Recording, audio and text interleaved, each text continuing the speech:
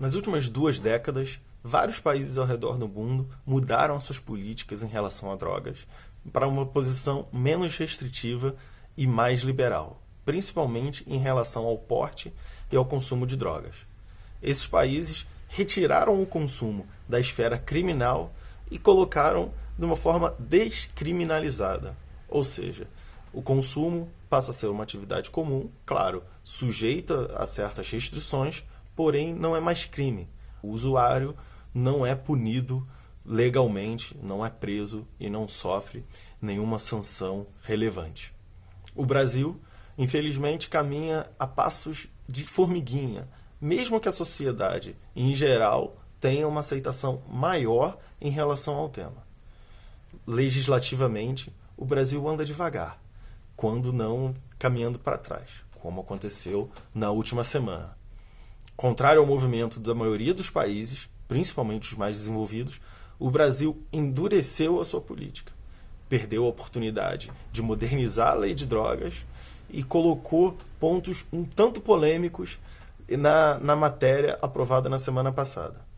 Esse projeto é um projeto apresentado há uns anos pelo então deputado Osmar Terra, do MDB do Rio Grande do Sul, um conhecido ativista contrário à liberalização das drogas. Hoje, ministro da Cidadania, Osmar foi pessoalmente ao Congresso Nacional defender a aprovação do texto conforme aprovado na Câmara Federal há alguns anos. Os deputados ignoraram as modificações sugeridas no Senado e passaram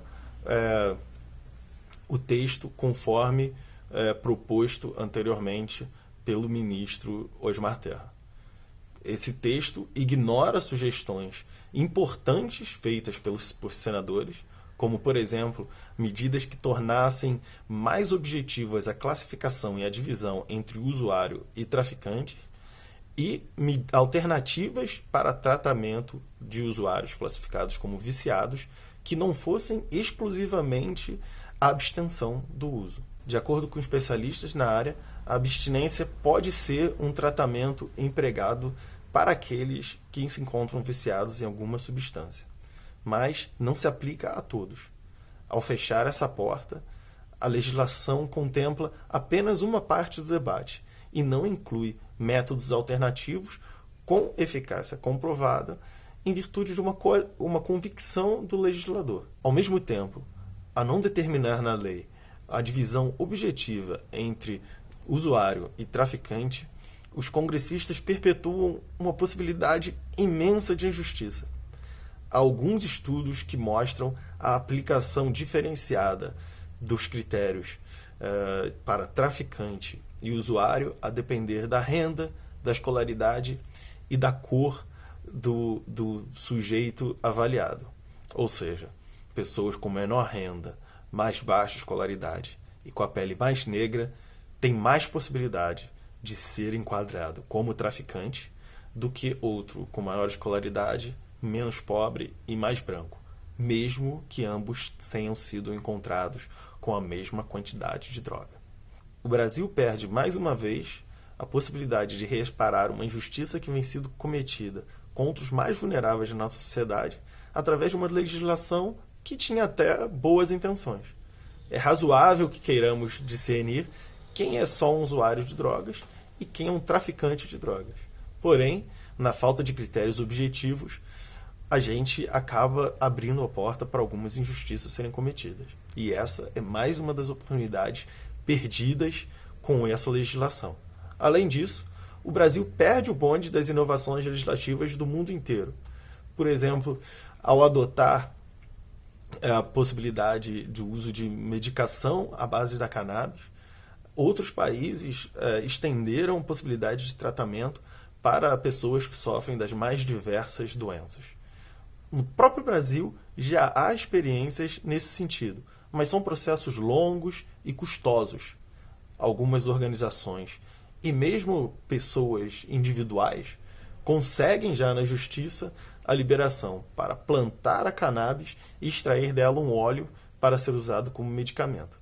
Há diversos casos, há diversas experiências desse tipo no Brasil, porém, todas elas funcionam através de liminares e as pessoas continuam a correr risco de terem suas liminares cassadas e irem parar na cadeia. De novo, o Brasil perde uma grande oportunidade de modernizar a sua legislação. As políticas sobre drogas vão se movendo vagarosamente em tempos diferentes em diferentes países porque permanecem tabus comportamentais importantes. Mesmo na Holanda, um país que foi pioneiro na liberalização do uso e na tolerância ao comércio da maconha, a legislação vai e volta. Há sempre tentativas de se aperfeiçoar, de se retroceder, de se avançar. É um debate político e, como tal, a legislação vai e vem. Não é uma caminhada uniforme em direção à legalização e também não costuma ser uma caminhada uniforme de reversão da legalização. Então é importante a gente entender que não se trata de uma lógica. Quando nós falamos nas modificações acontecidas nas legislações de vários países do mundo, é importante a gente ter em mente que são decisões políticas e, como tal, são sujeitas às variações políticas de cada país. Às vezes avançam, às vezes retrocedem. Não é uma caminhada em direção a certo consenso e que jamais será revogado e que se acomodará ao largo das discussões políticas. Não. Como qualquer tema político, às vezes a gente caminha para um passo de mais abertura, às vezes a gente caminha para um passo de mais fechamento. Há sim uma tendência à abertura. Há uma tendência para posições menos restritivas, mais liberais. Na própria Europa, na própria Holanda, um país pioneiro na legislação mais liberal sobre drogas, a questão ainda está sujeita a debate. Às vezes, há medidas mais restritivas. Outros países adotam políticas mais abertas. Outros países preferem continuar fingindo que não estão vendo. Por exemplo, na Alemanha, um país onde a legislação sobre drogas, por exemplo, a maconha ainda é super restritiva, mas que todo mundo sabe, nas cidades maiores, há as áreas onde há uma vista grossa oficial da parte do governo, onde drogas são consumidas, são comercializadas, sem que a polícia não interfira, a não ser que aconteça outros crimes por ali, alguma briga, algum roubo, alguma coisa assim. O tráfico da droga, o comércio de drogas acontece regularmente a olhos vistos, porém sob vista grossa da polícia. Em países como, por exemplo, Portugal, que também foi um pioneiro, Portugal descriminalizou todas as drogas em 2001. Então a gente já tem uma experiência bem mais longa de descriminalização. Há estudos sérios sobre a experiência portuguesa, e a experiência portuguesa comprovou que alguns dos tabus eram apenas medo das pessoas, apenas medo do futuro desconhecido. Num país onde consumir drogas não seria crime, se imaginou que haveria um boom no consumo de drogas. Não foi o que ocorreu. Pelo contrário, o crescimento do consumo de drogas em Portugal, mesmo não sendo crime, é mais baixo do que o crescimento do consumo em outros países europeus. Em algumas faixas demográficas ocorreu até uma ligeira queda. Ao mesmo tempo, com a descriminalização, Portugal passou a ser capaz de oferecer àquela minoria que acaba tendo problemas com o uso das drogas um tratamento mais aberto, mais humano, sem a ameaça de levá-los à cadeia. Nos Estados Unidos, há várias modificações na legislação ocorridas nos últimos anos. Hoje, nós já temos 33 estados, mais o Distrito Federal de Washington, D.C., onde é permitida o consumo de maconha para fins medicinais. Outros 10 estados já permitem o consumo de maconha, inclusive para fins recreativos. Hoje, mais da metade da população dos Estados Unidos já vive em estados onde há uma forma legal de se adquirir maconha. Aqui perto da gente, aqui no Uruguai, um outro modelo foi implementado, um modelo mais estatizante, em que o governo cuida das plantações e do comércio e o acesso à droga é bem controlado.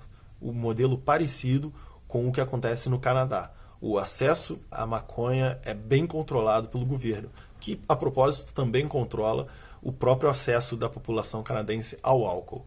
Então, a abordagem governo canadense em relação à maconha não se diferencia muito da sua abordagem em relação ao álcool. Diferentemente nos Estados Unidos, que em vários estados têm legislações super restritivas ao álcool, porém preferiu adotar um modelo de comércio de maconha um pouco mais privado, com a iniciativa privada tendo um papel um pouco mais relevante.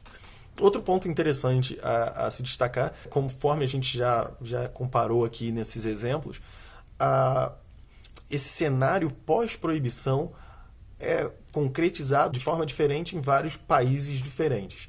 Tem um livro aqui do jornalista Dennis Bugerman chamado O Fim da Guerra. Ele foi publicado em 2011.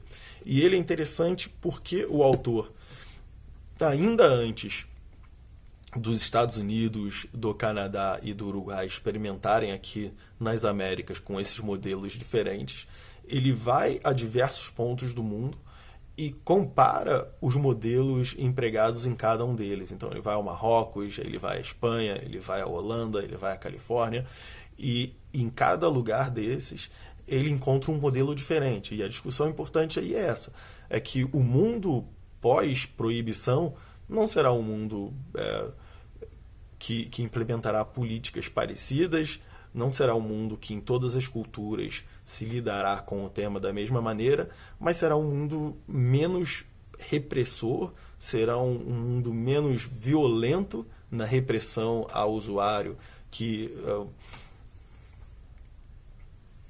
E a discussão importante no livro é que esse mundo pós-guerra às drogas não deve ser um mundo parecido um com o outro, em que países adotem políticas parecidas ou políticas iguais.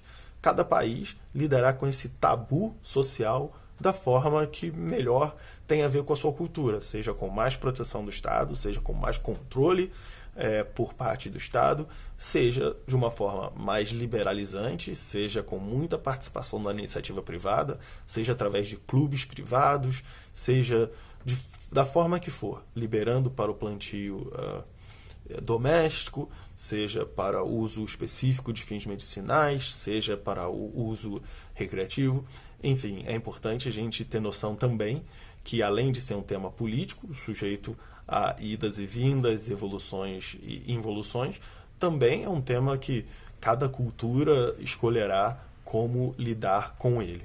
O importante é a gente pensar que a guerra às drogas é uma estratégia que fracassou, que continua fracassando e que não dá nenhum sinal de que vá ser bem-sucedida nos próximos anos.